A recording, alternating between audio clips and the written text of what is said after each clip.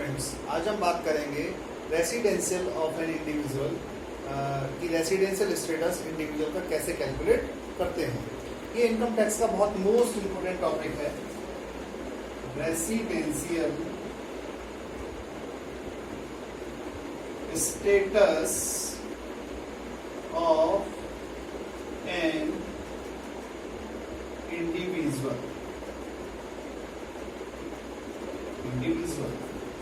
Individual का मतलब individual assessee कई होते हैं इनकम टैक्स में। जैसे एक पर्सन को असेसी माना जाता है, इंडिविजुअल को, एक फर्म, एक कंपनी, कई चीजों को हम असेसी मानते हैं। उसी में से एक असेसी है इंडिविजुअल। इंडिविजुअल का रेसिडेंशियल स्टेटस हम क्यों कैलकुलेट करते हैं स्टूडेंट, पहले ये बता दूं मैं आपको कि कोई भी असेसी की इनकम कैलकुलेट करने से पहले उसका रेसिडेंशियल स्टेटस कैलकुलेट होना जरूरी है। रेसिडेंशियल स्टेटस में क्या होता है कि या तो असेसी रेसिडेंट होगा या नॉन रेसिडेंट होगा, रेसिडेंट होगा या नॉन रेसिडेंट होगा। रेसिडेंट होने के लिए स्टूडेंट्स दो में से कोई एक बेसिक कंडीशन क्वालिफाई करनी पड़ेगी एसएससी को।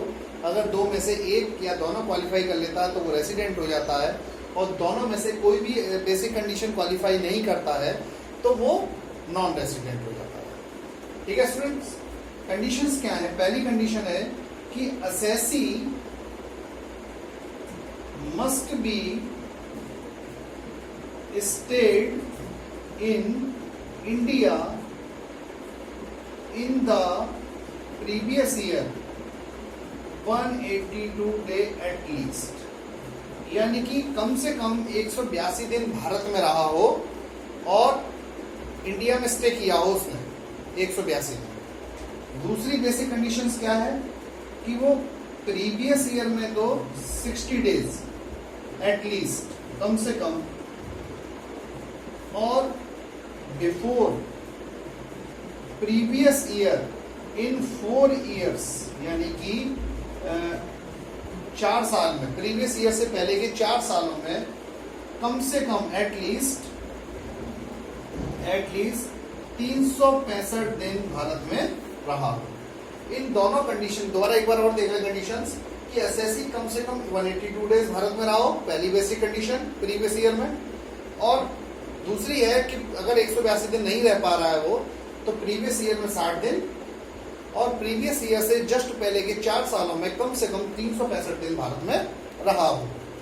अगर वो दोनों में से एक कंडीशन क्वालिफाई कर ले या दोनों कर ले तो वो रेसिडेंट, अदरवाइज नॉन रेसिडेंट। लेकिन अगर रेसिडेंट हो गया वो तो हम ये देखेंगे कि वो ऑर्डिनरी रेसिडेंट है, ऑर्डिनरी या नॉट ऑर्डिनरी रेसिडेंट है। ऑर्डिनरी नॉट ऑर्डिनरी देखने के लिए हमें 2 एडिशनल कंडीशन क्वालिफाई करनी पड़ती है, दोनों, एक नहीं, अब दोनों से काम चलेगा। कि दोनों अगर एडिशनल कंडीशन क्वालिफाई कर लेता है तो कम से कम ऑर्डिनरी रेसिडेंट हो जाएगा, नहीं तो नॉट ऑर्डिनरी, यानी दोनों एडिशनल पूरी करनी पड़ेगी। उसमें क्या है कि इन 7 ईयर्स बिफोर प्रीवियस ईयर, यानी प्रीवियस ईयर से पहले के 7 सालों में एट लीस्ट 730 दिन भारत में रहा हो। कितने दिन? 730 दिन, यानी प्रीवियस ईयर से पहले के, जस्ट पहले के 7 सालों में कम से कम 730 दिन भारत में रहा हो। और दूसरी, इन 10 ईयर्स बिफोर प्रीवियस ईयर, यानी कि प्रीवियस ईयर से पहले के 10 सालों में एट लीस्ट